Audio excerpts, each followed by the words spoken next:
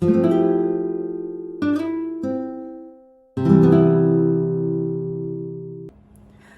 of the things we're dealing with right now is that it is the off season, and so a lot of us are just waiting for things to come up. I'm not in a zone where it is like a mild spring day, unfortunately. My zone is very cold mornings. In fact, it was 28 degrees this morning. And so the plant beds are covered. Everything's doing okay, but this gives me a lot of time on inside because while there are things outside and they do have some green foliage on them, they're not doing much of anything, and they won't be probably for about another month or so. And so in that downtime that I have, I'm gonna go ahead and try to get myself a little bit more organized. Right now I do have my shelving system that you may have saw in other videos, and it kind of keeps me a little semi-organized, but I could do better, especially when it comes to seeds. So a lot of my seeds are just kind of thrown together based on their growing season. And while I thought initially that was going to be an okay thing and it would work out okay, as many of you know, those little paper seed packets that we get when we order seeds, they're everywhere. So I could have tons of snapdragon seeds intermingling with other ones where the packets have fallen over or gotten bumped or something or the other like that. I'm not meticulous enough to go back and tape everything back when I'm done. So what I did is I purchased some things to try to help me be a little bit more organized going into this year, or this next year I should say. And I want to share some of those with you in case they are helpful, and then maybe we'll do a recap later on to see if those really did kind of help me stay a little bit more organized. So let's get started. Actually, before I can even get started, I have to clean up a little bit of a mess from last time.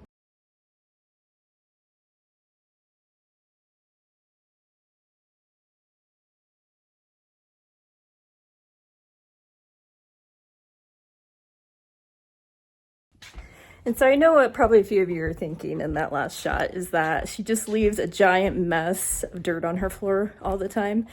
No, not necessarily. So what happens is I have this little foldable tarp that I like to do my potting in. And unfortunately, when the soil gets on that and dries, and then you go to fold it up, it makes a little bit of a mess. So that is what just happened. And so that is what I'm going to clean up now.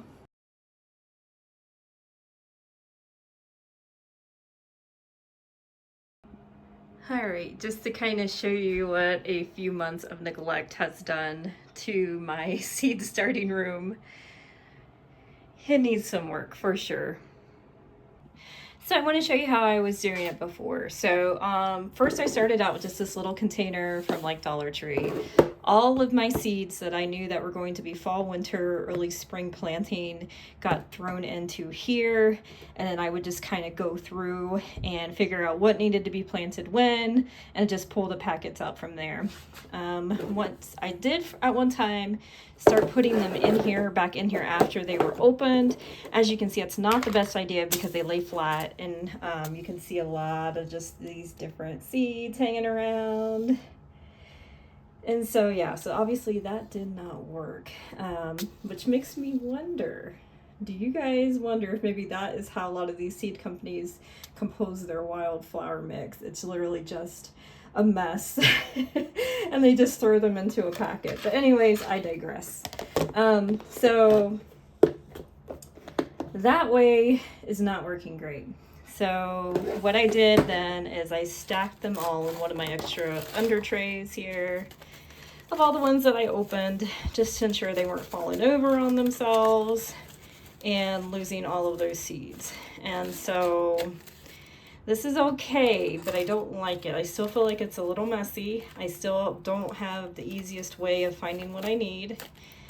And I also set up a separate one for our vegetables as well. So anything that we planted out for veggies is all in here. And again, I'm just not crazy with how this works. And so what I did is that I went onto Amazon and I bought these plastic containers, and they are about the size of a seed packet, not entirely. These are probably more along the lines meant for things like baseball cards and stuff like that. They will almost fit these packets. Maybe with some minor finagling, we can get some to fit in here a little okay. And then what else I purchased to help me keep more organized with knowing what's in here is Growing in the Garden, which is another YouTube channel on here and also a blogger.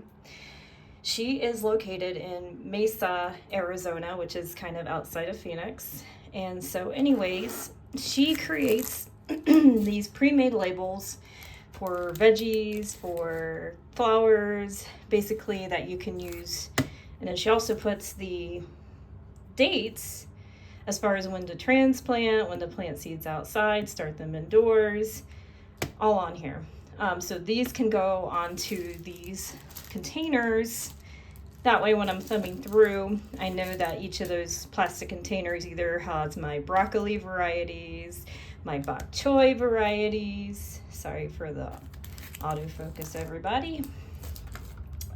You know, if I had chamomile, if I had a couple different types of coreopsis or calendula, which I do, those varieties are all together in one cohesive thing. I can pick them out quite easily, and it won't be such a headache when thumbing through a bunch of different seed packets. So I'm gonna give this a shot and see how it works. I am going to go ahead and set up, that way you can watch me do this very cathartic process, I guess, of putting labels onto these. I think the hardest part, honestly, is going to be getting these seed packets into there, and let's see if we can make it work.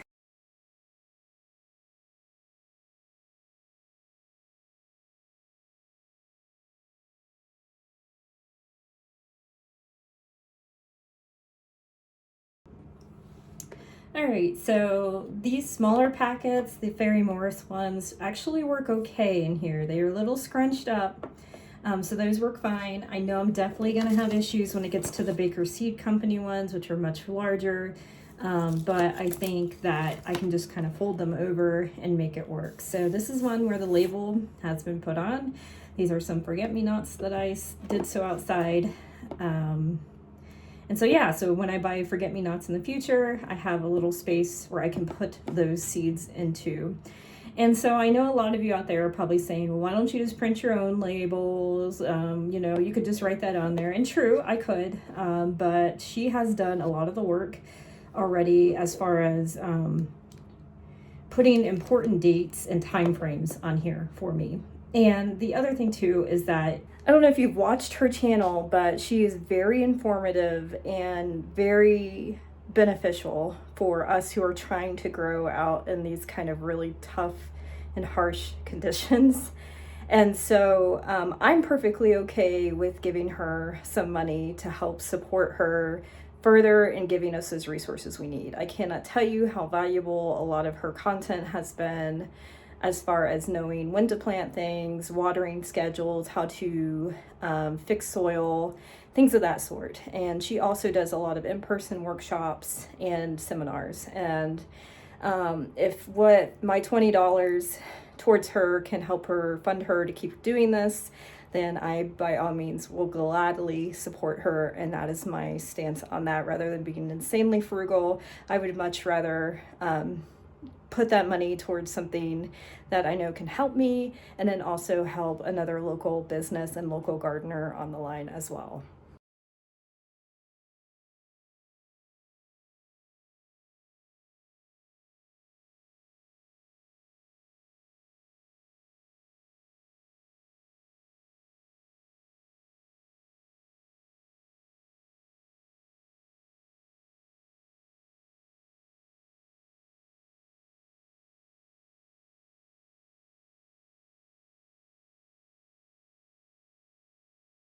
So I finished my flowers, not all of them. Of course, I didn't even touch my summer stuff yet. So I definitely know I need to get some more cartridges to be able to hold those. But I am going to go ahead and get started on my veggies. That way I can get some of those also labeled and put away. Before I do that though, I did want to geek out because I did get something in the mail this week. And I found out recently that we have a local seed company not too far from us called Native Seeds. And so I picked up some Tapari beans, which apparently grow very well, very drought tolerant out here. And so that makes me really excited because the fact that we actually have a pretty active seed bank or seed company here that is preserving a lot of these indigenous type seeds means it's going to make our lives a lot easier when it comes to planting and trying to get things to germinate. A lot of these flower seeds and things that I buy from are shipped from all over places, from Missouri, from Virginia, from Washington, you know, like all over. But to know that, you know, we do have certain things here that are being grown actively and saved here in Tucson near us is very exciting. And Angela for Growing in the Garden also has a specific label, it's probably turned around, sorry, for Tapari beans. So that also tells us they're very native here to our region, which is pretty exciting. I'm going to give you one frugal hack in case you're curious on how to be a little bit more frugal with getting seeds and saving seeds. So I purchased seed packets. They're very fancy. They just have like the seed name, seed variety, and the date collected, and any notes that you can put down on here. I wanted something for when we start preserving our own seeds. But one thing that you can do if you're cautious and don't get greedy is that some of these hardware stores will have these little envelopes for nuts and bolts and things like that. And we found that these sometimes can help us when we're in a pinch. We didn't have our seed packets already ready to go. And so these have worked out actually pretty darn well. So just a thing, if you're out at the hardware store, maybe slip in a couple extra of these if you're thinking about it. One more thing I'm going to do on these seed packets is I'm going to write the names just on the top portion of this. That way I can easily access them in case I have them sitting upright versus laying down in whatever storage container I'm going to pick up.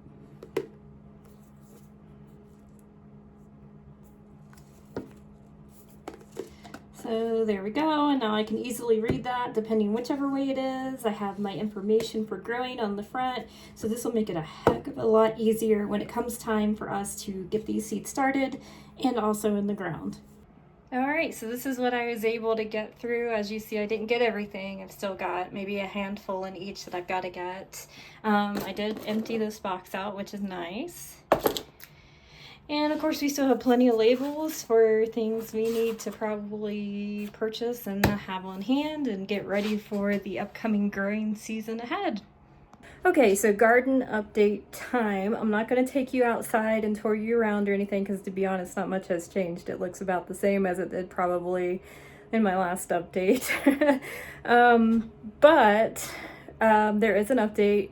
We did end up having to pull all of our tomato plants out due to a hard freeze that came through, and unfortunately a lot of those tomatoes were still very green and not fully ripened yet. So we have those sitting in a paper bag ripening, and hopefully we get some of those a little bit more red. We did use one last night on some pizzas that we made, which was kind of nice to have something fresh from the garden. And I also picked a harvest of beautiful radishes. They took a little bit longer than what we expected to grow. I unfortunately planted them, I think, a little too close, which was one thing, so I did a lot of thinning. And then the other aspect too is that we're in that, again, that winter season where there's not a lot of sunlight, so that it's also a huge factor on getting things to grow. As far as seed starting goes, I've got another round of cauliflower, broccoli, cabbage in. I have transplants for flowers that need to go. One of the things that I treated myself to this year was for Black Friday was a gas tiller, and I think that's going to take a lot of work out, which I was doing by hand with hose, and so a lot of the garden plots you see around were outside of our beds, our raised beds, was me just hoeing the ground and working it through and trying to make it more viable, and then throwing compost on top. And so now that we have that, that will take a lot of that back-breaking work out, and we can get it done a lot quicker. So instead of it taking a few hours, it will take us minutes. So that's exciting. And yeah, and I have to get that thing put together and get it going, because I have plenty of transplants that are bursting at the seams and they need to get outside. One more thing for vegetables that I did forget is that we are starting beans, and so like lentils and chickpeas and things like that. We're doing an experiment. I want to see how much I can get, if I can get anything. And I kind of want to see how much room that production is going to take, the watering needs and things of that sort, because that is obviously a staple type of crop, such as like wheat or oats or things like that. I think beans and legumes are also a very hardy staple crop that is pretty necessary if you want to live off what you grow. But yeah, that's pretty much it. I will leave you off with just pictures of the transplant room, the seed starting stuff, that way you can see for yourself the progress. But otherwise, I will catch you next time. Thanks for watching.